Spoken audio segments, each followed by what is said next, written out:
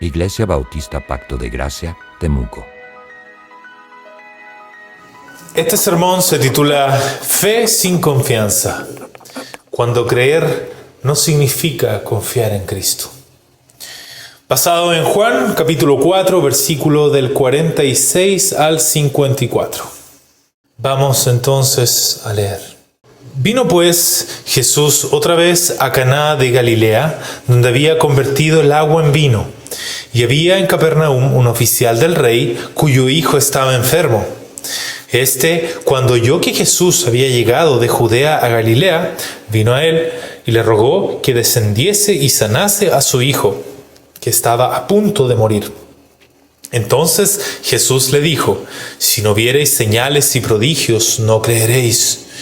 El oficial del rey le dijo: Señor, desciende antes que mi hijo muera.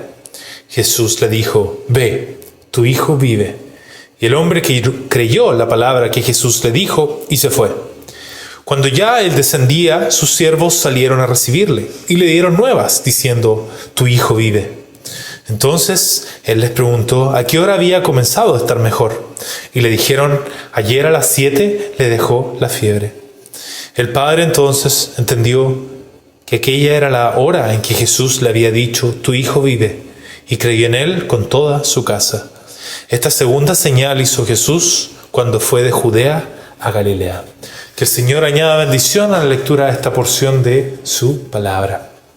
El propósito de este sermón de esta tarde es que conozcas la diferencia entre la fe que salva y una fe superficial, para que conociéndola puedas reconciliarte con Dios.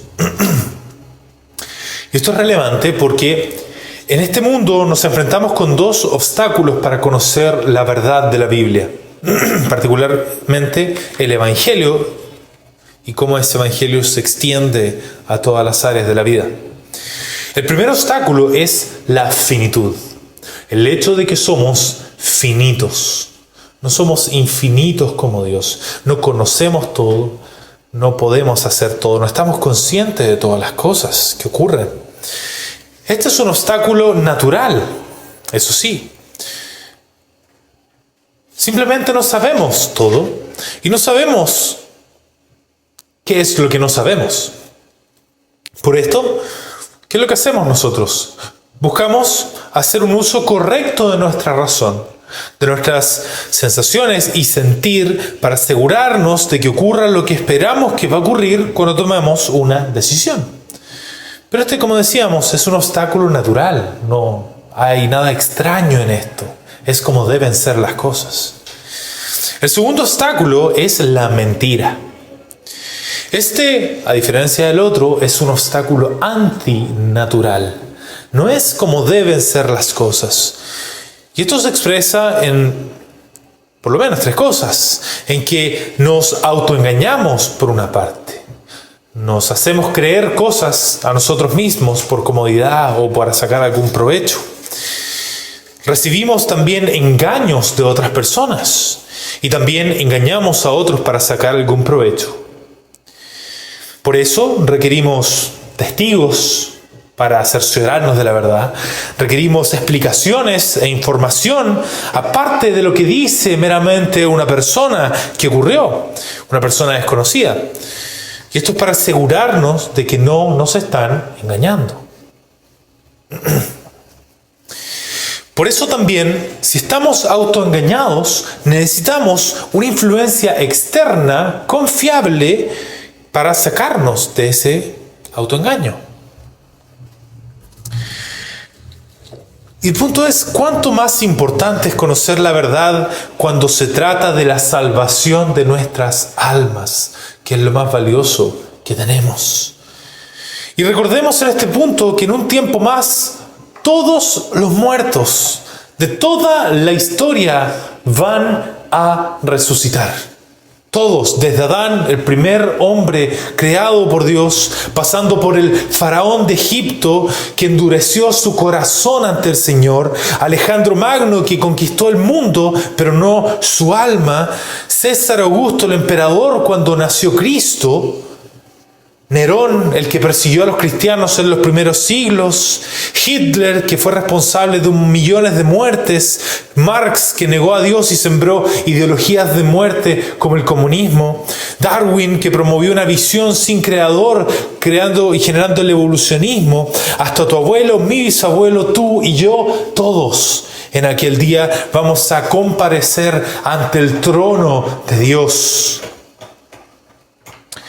Y en ese contexto, todo el que sea hallado culpable de pecado, todos los que no hayan borrado sus pecados delante del Señor por la obra de salvación que Él hizo, pasarán la eternidad sin una relación de amor, una relación de amistad con Dios, sufriendo justamente en el infierno. Y en este contexto, entonces, Cristo se presenta como el Salvador de la humanidad. Y si vamos a confiar nuestra vida a alguien que se hace llamar el Salvador de la humanidad, tiene que, en primer lugar, ser sincero. Por supuesto que no podemos confiarle nuestra vida a alguien que nos quiera hacer mal. Porque no puedes entregarte a alguien que, aunque lo tenga todo, actúe con malas intenciones. Si lo haces, solo puedes esperar engaño, por una parte, porque sus palabras van a tener doble filo, opresión, porque usará su influencia para controlarte finalmente, y destrucción, porque su propósito final no es tu bien, sino que su beneficio, inclusive cuando esto implica tu mal. Pero no basta con que sea sincero, sino que también tiene que ser sabio. No podemos confiar en nuestra vida a alguien que tenga las mejores intenciones, pero que no sepa cómo funciona la realidad. Del tal solo nos podemos esperar tropiezos, porque tratando de ayudar termina haciendo daño. Desánimos también, porque no cumple con las expectativas que Él crea. Dice, los voy a salvar, te voy a hacer tal bien, y no pasa, y no pasa, y no pasa. E inclusive traiciones, porque no anticipan lo atractivo que iban a ser las tentaciones y el poder que le iba a dar todo lo que hace. Pero no basta con que sea sincero y sabio, sino que también tiene que ser capaz. Sincero, sabio, pero también capaz. No podemos confiarle nuestra vida a alguien que tenga las mejores intenciones, que sepa cómo funciona la realidad, pero que no tenga los medios para cambiarla y para darnos salvación. De alguien así lo único que se puede esperar es impotencia, porque va a querer ayudarte, pero no va a poder mover nada a tu favor. Frustración, porque todo lo que promete queda estancado en palabras bonitas. Y abandono, porque cuando llegue el momento crítico no va a poder sostenerte, no va a poder librarte del juicio, porque simplemente no tiene la capacidad. Tiene que ser sincero, sabio y capaz. Las tres para ser digno de confianza. Solo de esa manera tendrás a uno que no solo te promete salvación, sino que no te va a destruir, ni traicionar, ni abandonar en el proceso hasta que logre salvar tu alma. Pero tenemos dos extremos que destruyen la fe en Cristo como Salvador, de los cuales debemos huir para reconocer la verdadera fe que salva. El primer extremo es una fe sensacionalista, que dice, ver para creer. En este extremo se exigen señales visibles como una condición para tener fe. Si no me das señales visibles, no voy a creer en ti, no importa lo que tú hayas dicho y le hayas hecho. Esta clase de fe no cree que es suficiente con considerar lo que dice la palabra de Dios para tener fe, sino que pide primero una señal visible. Lamentablemente, si bien esto tiene sentido cuando se trata de enseñanzas de hombres, no tiene sentido cuando se trata de lo que enseña Dios. Así, esperando señales visibles, terminan privándose a ellos mismos de confiar en el Señor para su salvación. Pero hay otro extremo. En este extremo hay una fe desganada que podemos llamarle. Hay una fe sensacionalista de sensaciones y otra fe desganada, que es creer sin esperar. Creer sin esperar. Este extremo acepta ideas correctas y dice, bueno, estas ideas son correctas porque vienen de Dios. Pero no buscan la realidad que esas ideas están anunciando, de las cuales están hablando. Porque no espera que la palabra transforme, ni confía en que Dios hable con poder hoy. Esta clase de fe cree que basta con repetir lo que la palabra dice, sin considerar si eso ha llegado a darle vida a su alma. Lamentablemente, si bien esto puede parecer humilde y prudente entre el ser humano, delante de Dios es una incredulidad con disfraz. Porque niega el poder de la palabra mientras dice creer la verdad de la palabra. Y así, sin esperar que la palabra haga algo real, terminan conformándose con una religión vacía que nunca los lleva a confiar verdaderamente en Cristo para salvación. Entonces, este pasaje en Juan nos va a ayudar a entender la diferencia en esta fe sin confianza, que tiene dos lados, como veíamos, y la fe que salva. Y lo vamos a ver en 3 puntos. El primer punto es que la palabra de Dios es suficiente para tener fe. Es suficiente, no necesitas más. Lo segundo es que tener fe incluye tener expectativas de lo que Dios dice. Y en tercer lugar, tenemos que la obediencia a Cristo es el centro de la fe, la revelación suficiente de Dios y la promesa más grande que esperamos. ¿Ya? La obediencia de Cristo. Vamos entonces a partir con una observación del pasaje que leíamos y vamos a ir continuando. El contexto de este pasaje que leíamos es que Jesús regresa a Caná de Galilea, donde antes había hecho su primer milagro de convertir el agua en vino.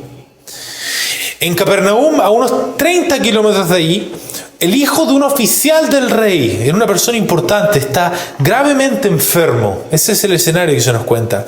El oficial, al oír que Jesús estaba en Galilea, entonces viaja a Caná para rogarle que baje a sanar a su hijo. Este padre, urgido por la muerte inminente de su hijo, le suplica, desciende y sana a mi hijo que está a punto de morir. En este punto el Señor lo reprende, si observamos, y le dice, si no viereis señales y prodigios, no creeréis. Esto es una reprensión, no es una mera observación, lo está diciendo de manera negativa. Esta es una continuación de lo que venía diciendo el apóstol Juan en unos versículos atrás. Versículo 44 y 45, en donde dice, porque Jesús mismo dio testimonio que el profeta no tiene honra en su propia tierra. Cuando vino a Galilea, los galileos le recibieron habiendo visto todas las cosas que había hecho en Jerusalén, en la fiesta, porque también ellos habían ido a la fiesta. Entonces, de cierta forma, lo seguían por estas señales. Y partamos con una explicación espiritual, una observación espiritual acá. El oficial del rey le pidió específicamente que bajara a sanar a su hijo. Desciende, le dijo. Y esto es significativo porque revela cierto orgullo espiritual por parte del oficial. ¿Por qué? Alguien se puede preguntar, ¿cómo esto puede revelar orgullo? Simplemente le está diciendo que vaya a sanar a su hijo. Porque el oficial habló de manera presuntuosa delante del Señor. Con una presunción. ¿Cuál fue la presunción? Estuvo en hablar como el Señor como si tuviera el derecho de exigir una prueba mayor de su calidad como Salvador que la palabra ya había prometido. Una prueba mayor a la que la palabra ya dice. A la palabra que Él predicó. Una prueba mayor al hecho de que Él encarnaba la palabra que enseñaba perfectamente. Ver a Jesús era ver la palabra de Dios en vida, porque tu vida se conformaba perfectamente a lo que enseña la palabra. Entonces, y esto queda confirmado con la respuesta que el Señor le da. Él lo reprende. ¿Por qué? Por imponer esa condición de ver señales. ¿Ya? El Señor lo reprende por esto. En otras palabras le dice, ven, desciende, toca a mi hijo, hazlo de esta manera que yo pueda verlo. Esa es la idea que está detrás. Por eso el Señor lo reprende. Y esto es significativo porque revela que la palabra de Dios que predicaba y vivía el Señor era suficiente para autenticar a su persona y obra. En otras palabras, lo que él predicaba y la manera en la que él vivía en conformidad con eso que predicaba era suficiente. Gritaba: yo soy el Mesías, yo soy el Cristo, yo soy el ungido de Dios. Y entonces pedir señales extra era algo incorrecto. Las señales eran confirmaciones secundarias de lo que él ya venía diciendo. Y esa es la parte importante, y esto nos lleva al primer punto. La palabra de Dios es suficiente para tener fe. Querido amigo, la palabra de Dios, la palabra de nuestro Señor Cristo Jesús, se prueba a sí misma y no requiere más pruebas. Y esto se puede entender si consideramos un principio que todos usamos casi sin pensarlo. Cuando tenemos dudas sobre algo, buscamos a alguien que sabe más que nosotros para sacarnos la duda. Si estoy enfermo, voy al médico, porque su opinión tiene más peso que mi suposición. Si dudo sobre una ley, consulto a un abogado, porque sé que conoce más del tema. Incluso cuando yo verifico las cosas por mí mismo, lo que realmente hago es acceder a una fuente que considero más confiable que una impresión que yo puedo tener. A veces esa fuente es externa, puede ser una etiqueta, un documento, una página oficial que yo tengo que ir a ver. Otras veces es interna, lo que yo siento, lo que yo pienso, lo que me parece razonable. Pero en todos los casos estoy actuando como alguien que consulta a una autoridad mayor, ya sea otra persona, un dato objetivo o yo mismo. O mis propias facultades, digamos. El problema es que mi percepción puede fallar. Mi lógica puede estar limitada. Y mis sentimientos pueden engañarme. Por eso en algún punto todos necesitamos una voz más alta, más clara, más confiable que la nuestra. Y cuando se trata de los hechos que la Biblia declara, la vida de Cristo, su muerte, su resurrección, su promesa de juicio y salvación y todo el resto de cosas que cuenta la Biblia, ¿a quién le vamos a preguntar si es verdad? ¿Quién puede corregir a Dios? ¿Quién puede confirmar o negar lo que la Biblia dice? ¿Quién tiene una autoridad más alta que Dios al cual le podamos preguntar? La respuesta es clara: a nadie. A nadie, porque no hay nadie por encima de Dios. Entonces, amigos, solo tienes dos opciones en cuanto al mensaje de salvación que trae el Señor Jesús y que está claramente en la palabra. La opción 1 es aceptar que viene de Dios sin pedir más evidencia que la que Él mismo entrega. Porque si viene de Dios, no puedes usar tu criterio humano como si estuvieras por encima de Dios. Tampoco puedes depender del criterio humano de otro.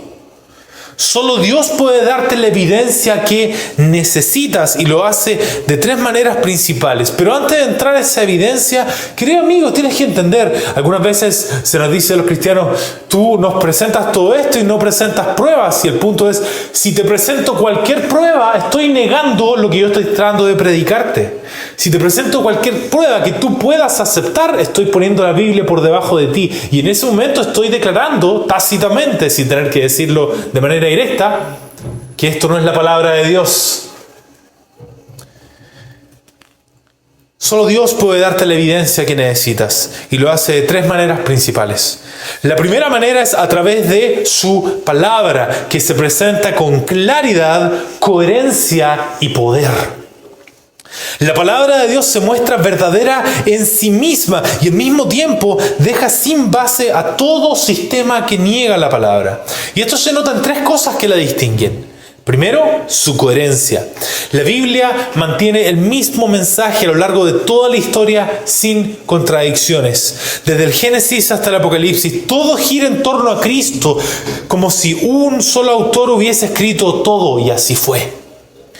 Ninguna otra idea logra eso sin pisarse a sí misma, sin contradecirse a sí misma.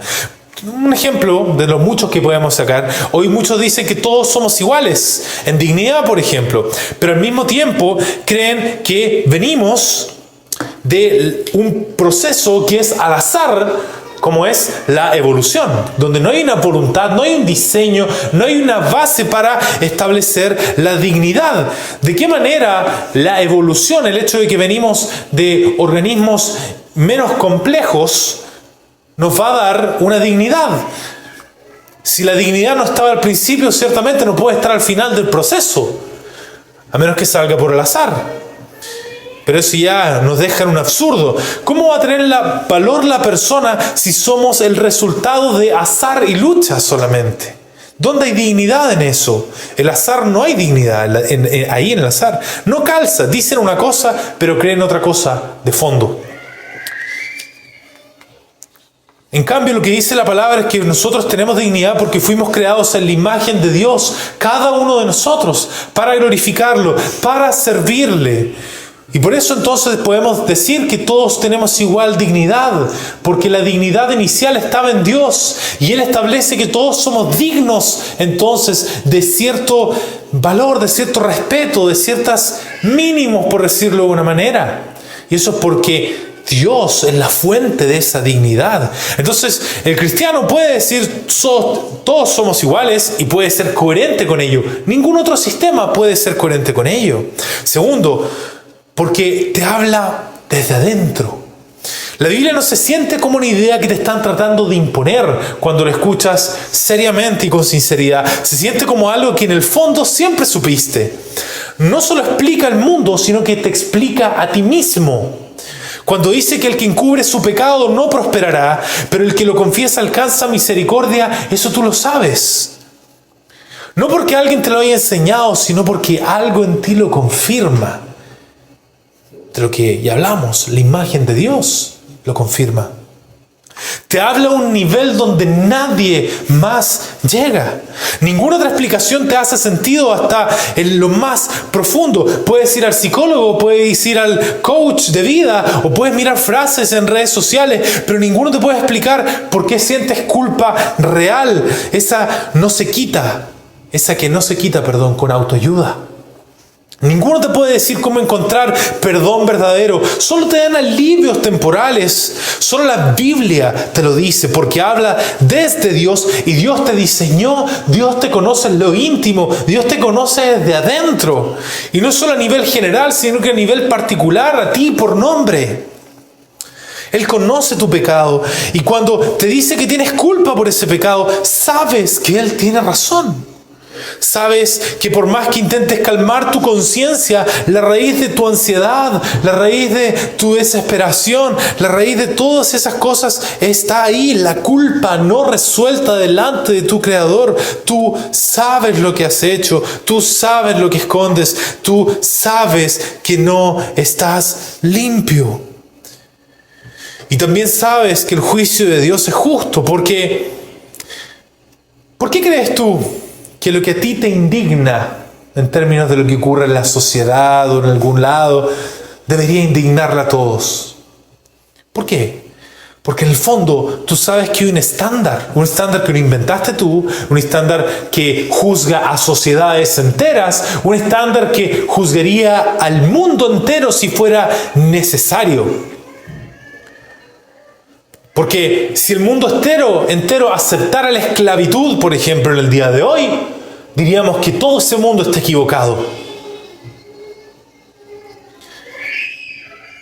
Y el tema es este: tú sabes que ese mismo juicio también te va a alcanzar. Porque si Dios es justo, y lo es, por cierto, tus pecados no van a quedar sin castigo. Tarde o temprano sabes que vas a tener que responder, y la Biblia te dice exactamente eso. No como quien te acusa de lejos, sino como quien te despierta desde adentro. Resuena en tu conciencia, porque sabes que has hecho lo contrario a lo que Dios manda. Entonces, en primer lugar, por su coherencia. Segundo, porque te habla desde adentro. Y en tercer lugar, por su autoridad. La Biblia no viene a debatir contigo. La Biblia viene a mandarte, a salvarte o a juzgarte.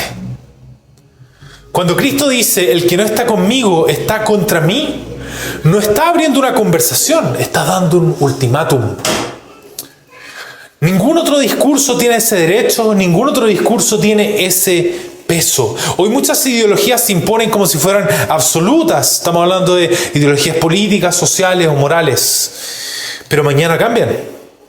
Es un tema de modas, si vemos la historia. No salvan a nadie, no redimen a nadie y no tienen cómo cumplir lo que prometen. Y eso también lo vemos en la historia. Es cosa de ver el caso del comunismo, un caso relativamente reciente en la historia. Cómo prometía una gran utopía en donde todos compartían, pero ¿en qué resultó? En nada. Solo miseria, solo pobreza, solo muerte. Solo la palabra puede hablar con autoridad eterna porque es del Rey.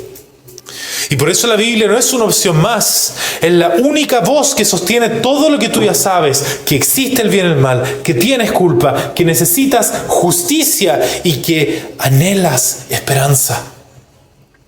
Y si no es ella, no te queda nada sólido en qué creer.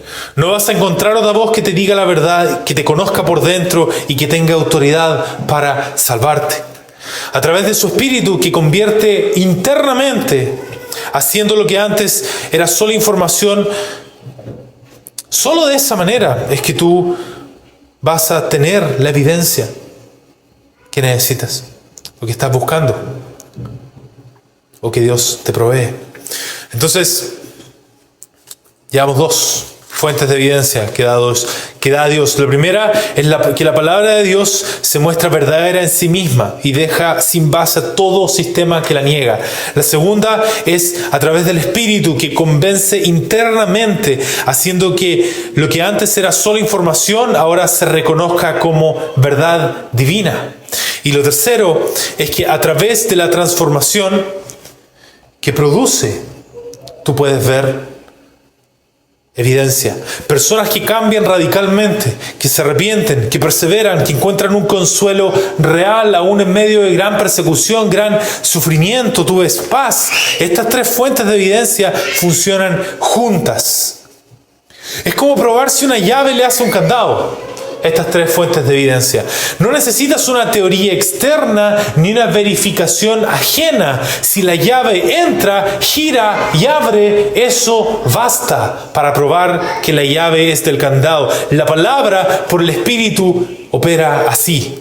Cuando entra, convence y transforma, no necesitas más pruebas. Ya sabes que viene de Dios. Así funciona todo esto. Esa es la opción 1 entonces.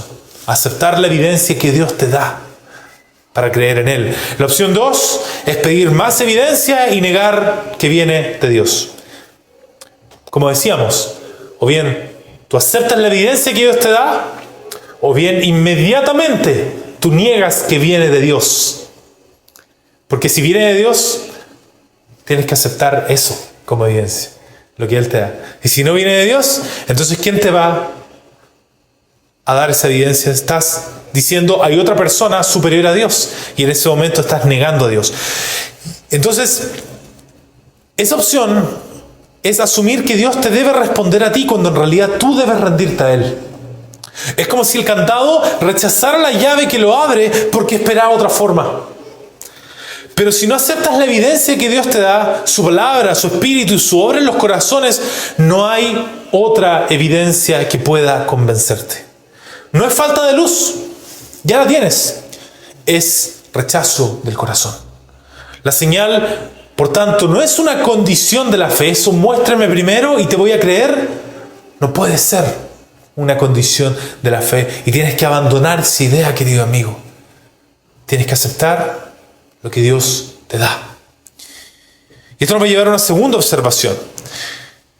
Jesús le dijo, ve, tu hijo vive. Y el hombre que creyó la palabra que Jesús le dijo y se fue. En el versículo 50 el oficial cree la palabra de Jesús en reacción a esa reprensión amorosa del Señor. Se da cuenta él. Él le dice, tu hijo vive, y él se va confiando en ella, en esa palabra. Pero nota lo que hace después en los versículos 51 y 52.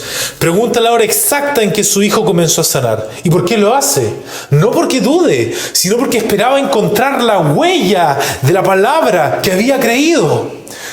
Yo creí en esto, ahora voy a buscar el resultado porque esto fue verdad. Su fe no fue pasiva ni vaga, fue una fe con expectativas claras que buscaba ver la confirmación providencial de lo que Cristo había dicho. Y esto nos lleva al segundo punto. Tener fe incluye tener expectativas de lo que Dios dice. Querido amigo, como decíamos, tener fe no es simplemente aceptar ideas correctas en un vacío. Dios lo dijo, así que es correcto. Sino que es vivir buscando que esas ideas se cumplan en ti y a través de ti. Por eso debes abandonar la idea de que creer es algo simbólico, algo que no tiene un impacto real en el tiempo, en el espacio, en tu vida. Como si la religión fuera una especie de juego interno de grupo. Como si estuviéramos jugando a la iglesia con ciertas reglas y frases que solo nosotros entendemos, fabricando pequeños resultados emocionales o sociales como para convencernos de que vamos ganando. Pero la fe cristiana no apunta en ilusión colectiva, de grupo, sino que apunta a una realidad que viene, que se va a ver y que nadie va a poder ignorar. Entonces, ¿qué significa tener una fe con expectativa real? Significa que los cristianos esperamos tres cosas concretas. Esperamos primero la resurrección de nuestros cuerpos, no para volver a esta vida tal como la conocemos, sino para ser transformados completamente en cuerpo y alma, para ser humanos verdaderos, sin pecado, sin dolor, sin corrupción, capacitados para servir a Dios por la eternidad, sin interrupción ni distracción. Eso es lo que esperamos, pero también esperamos la renovación de la creación entera. No una tierra parecida a esta, pero mejorada, sino una tierra nueva, llena de la gloria de Dios. Una tierra mejorada entonces, donde todo será un gran templo. Todo va a ser un gran templo, no en el sentido de que va a estar cerrado con murallas, sino que la presencia de Dios será visible y constante, sin separación alguna entre lo espiritual y lo físico. Y en tercer lugar, esperamos la manifestación completa del reino de Dios. Hoy el reino de Dios ya está presente, pero está velado como con un velo por delante. Lo ves en la predicación, lo ves en la vida de la iglesia, lo ves en la conversión de los pecadores, pero viene el día en el que el Rey va a aparecer públicamente y todos, creyentes y no creyentes, estarán ante Él en el juicio final. Ese día ya no habrá más duda de quién gobernaba todo desde el principio. Esa es la esperanza cristiana real. Ahora, eso es lo que va a pasar. Y la pregunta es, bueno, ¿qué esperamos ver antes de que esto llegue? ¿Tenemos algún anticipo de aquello? Sí, claro que sí. En primer lugar, esperamos que muchas personas más lleguen a creer en Cristo. La Biblia enseña que Dios no va a dejar su obra a medias. Él tiene en mente a cada persona que va a salvar. Y mientras no llegue ese último, Cristo no va a volver todavía. Por eso los creyentes compartimos este mensaje, oramos por otros y seguimos anunciando la esperanza. No porque pensemos que podemos convencer a todos humanamente, sino porque sabemos que Dios está trayendo a las personas a la fe y no se le escapa ni una de las que quiere salvar. Segundo, esperamos que la iglesia crezca en fidelidad en el tiempo. No hablamos de una religiosidad externa, como que hacemos buenos ritos, ni de instituciones humanas, sino que de personas reales que van siendo cambiadas por Cristo en su carácter, en sus decisiones, en su forma de vivir. Esperamos ver una iglesia más limpia, más obediente, más centrada a Dios, no más popular ante los ojos del mundo, sino más fiel. Y por último, esperamos que el Evangelio siga avanzando, inclusive bajo oposición. Sabemos que no todos van a recibir este mensaje con alegría, pero inclusive muchos lo van a resistir, algunos lo van a atacar. Pero eso no detiene el plan de Dios. Su palabra sigue llegando uno por uno donde tiene que llegar. Y cuando haya cumplido su propósito, Cristo vendrá a buscar a los suyos. De esto se trata, esta es la esperanza que tenemos. Y eso es lo que significa tener una fe con expectativa. No se trata de esperar que el mundo mejore mágicamente. Tampoco de aferrarse a una espiritualidad para sentirse mejor uno mismo. Es vivir sabiendo que Dios está haciendo algo real en la historia y que ya está actuando ahora, invitando, transformando, preparando. Esta fe es la que Dios aprueba entonces, una que nos pone como condición una señal visible porque respeta la autoridad de Dios para decir lo que dice, por una parte, pero también una que espera señales visibles porque entiende la fidelidad de Dios. Dios es fiel, así que esperamos ver cosas. Entonces la pregunta que nos queda es, ¿qué promete Dios? Y esto nos lleva a una tercera observación que nos va a llevar al final. Dice: el oficial vino a Jesús buscando salvación de una muerte temporal, la muerte de su hijo. Pero Cristo le llevó una fe que apunta a una salvación mayor. Dice que creyó no solo en su palabra, sino más allá. Al principio su urgencia era clara, su hijo estaba muriendo, lo vemos. Pero Jesús no respondió como él esperaba. En vez de descender, le dio una palabra: tu hijo vive. El hombre creyó, pero no creyó en un método, no creyó en un milagro genérico, ni en una emoción momentánea. ¿Creyó en qué? En lo que Cristo dijo. Y más aún, cuando la sanidad fue confirmada, su fe creció hasta abarcar a toda su casa, a su familia. Ya no era solo una fe en una ayuda puntual que le dio Cristo. Porque, obviamente, si el niño ya estaba sano, ya no tenía que creer que el niño se sanara, sino que estaba creyendo en algo mucho mayor, en quién era Cristo realmente, en que Él era el Salvador. Y esto nos lleva al último punto: la obediencia de Cristo es el centro de la fe, la revelación suficiente de Dios y la promesa más grande que esperamos. Si decimos que la palabra de Dios es suficiente, entonces debemos entender que Cristo es el tema principal de esa palabra. Él no es un personaje más. Él es el verbo hecho carne, como dice la Biblia. Es la revelación completa y final de Dios. Toda la Escritura apunta a Él y fuera de Él no hay nada que pueda sostener tu fe. Si tener fe es vivir con expectativa, entonces debemos saber cuál es la promesa más importante que Dios ha hecho. No solo es que habrá consuelo, que habrá justicia, que habrá restauración. Es que Cristo murió por los pecadores y que en Él hay perdón, en Él hay salvación y vida eterna para todo el que cree. Para esto vino Cristo, querido amigo. Él es verdaderamente Dios para representar los intereses de Dios, verdaderamente humano para representar los intereses de pecadores como nosotros. Vivió una vida perfecta delante de Dios para que Dios lo considerara al representante de los seres humanos, sino delante de Él. ¿Y para qué? Para que cuando cargare los pecados de los seres humanos en la cruz, pudiera recibir ese castigo como un sustituto de ellos. Para que ellos entonces no tengan que sufrir ese castigo, lo sufre Cristo como en representación de seres humanos. La palabra dice al respecto que el que no conoció pecado, Dios lo hizo pecado, para que nosotros pudiéramos ser hechos justicia de Dios en Él. Hay un intercambio, nuestro pecado por su justicia. Y eso ocurrió en la cruz del Calvario, cuando el Padre aplastó al Hijo y el Hijo clamó diciendo ahí: Padre, ¿por qué me has abandonado? ¿Por qué lo abandonó? ¿Lo abandonó porque Cristo pecó? No, porque en ese punto estaba recibiendo lo que nosotros merecemos, que es el abandono de Dios, el desprecio de Dios, la ira de Dios por la eternidad. Él lo recibió en ese momento en la cruz como un sustituto de pecadores. Y Él, al terminar la obra, dijo: consumado es, está hecho la obra, he terminado.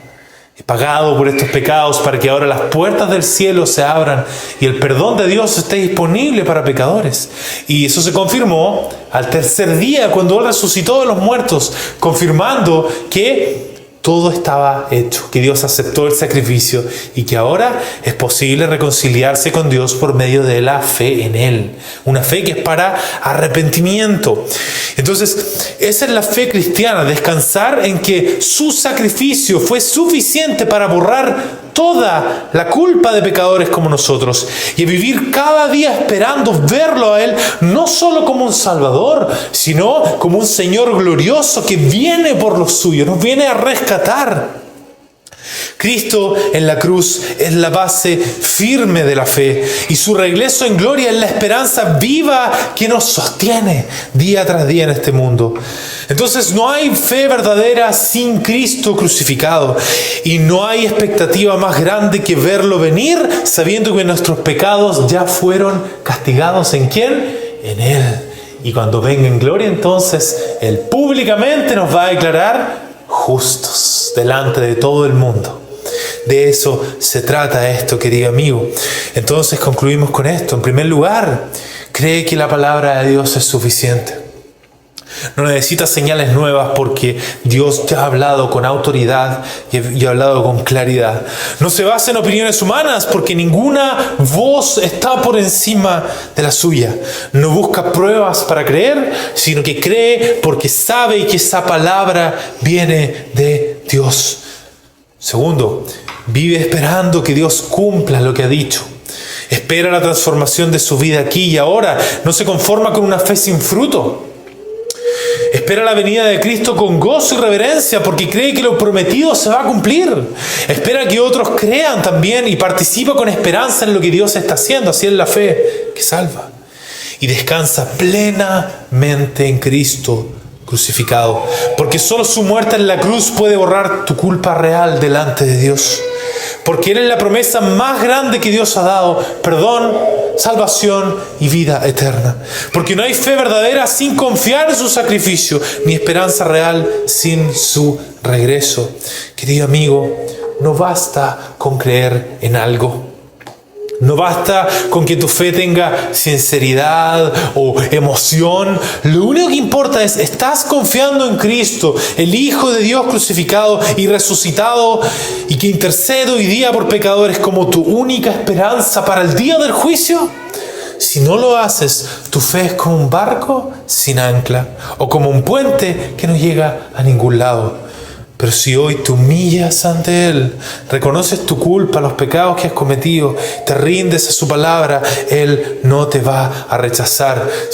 Y esto se expresa en una oración, querido amigo. Tú puedes ir delante de Dios y decirle: Padre, he pecado en contra de ti, he mentido, aquí estas son mis mentiras que me acuerdo, he pensado mal de otros y en eso he cometido homicidio conforme a tu palabra.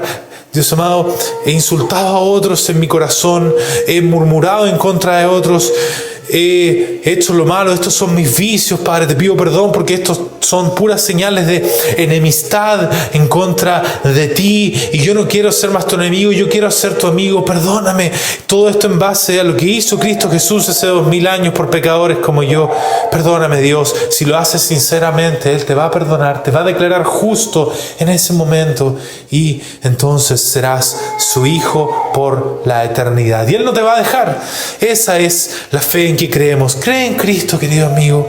Confía en Él y vivirás. Que el Señor confirme esta enseñanza, te ayude a conocerlo a Él para su gloria.